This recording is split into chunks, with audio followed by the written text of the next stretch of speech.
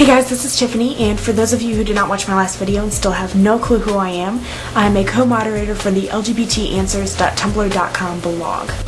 My last video was requested by a couple different users about my personal coming out story, and I hope that for those of you who ask, or those of you who are in the closet and thinking about coming out, that it did help, and I hope that you received the message that I was trying to get through. Moving on. Today, I want to talk to you guys about the L in LGBT.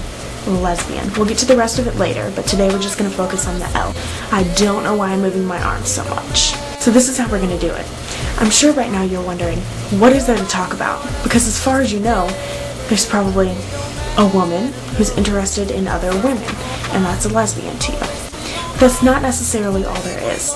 And the names for the different type of lesbians is mostly used as a description or identification of exactly what their sexuality is. So I'm going to go through the top 10 most identified types of lesbians today, and I'll give you the name and then I'll give you a brief description of what it is. I'll try not to make this video too long because I don't want to take up too much of your time, but I still want the message to get through and I want to educate you guys. Type number 1.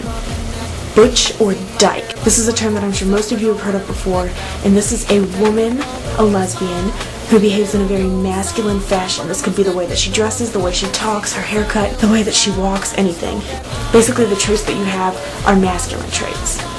And no, this does not mean that you're meant to be transgender. Type number 2 is a femme or lipstick lesbian.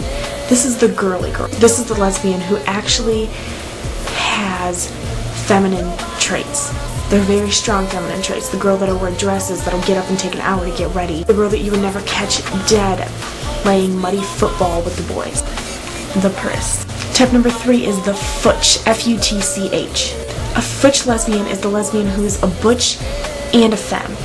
They know how to balance the difference between those two traits. They're very masculine, but in the same way they're very feminine, and they know when to balance it and when to use each trait to their own advantage in each relationship as well.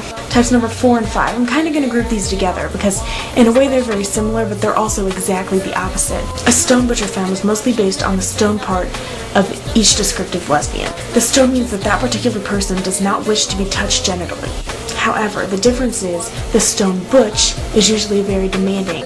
The stone femme is still very girly, and although they still do not wish to be touched genitally, they are usually the receiver in any kind of sexual or physical interaction. Type number 6 is the chapstick lesbian. A chapstick lesbian is a soft butch. They contain most of the stereotypical butch lesbian qualities. However, they do not necessarily fit the masculine butch type.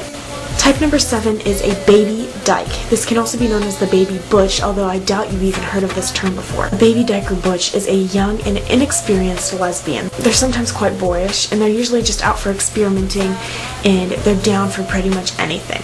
Almost every lesbian goes through the baby butch stage in their sexuality. Number 8 is a term that I'm sure most of you have heard. It's a tomboy. This is a submissive butch. This is the girl that you see hanging out with boys most of the time. The girl that when she was younger didn't play with that many Barbies. They usually climbed trees, went out and joined sports. They're not necessarily girly. Number 9 is lesbian until graduation. I realize this is kind of a long name and it may not even be remembered later, but this is a lesbian that's going through a temporary stage, whether they really are lesbian or they're just experimenting with lesbian tendencies and trying to figure out what their sexuality is at this point. Basically, they're holding a temporary lesbian identity until they find out who they are and exactly what their sexuality may be. And finally, number 10. I'll stop at this because this is probably the most common terms that you will ever hear are these top 10. Number 10 is a has-been. A has-been is a woman who has previously identified herself as a lesbian, but is now living out a heterosexual life. They are now identified as that heterosexual. Anyway, that's about it for today.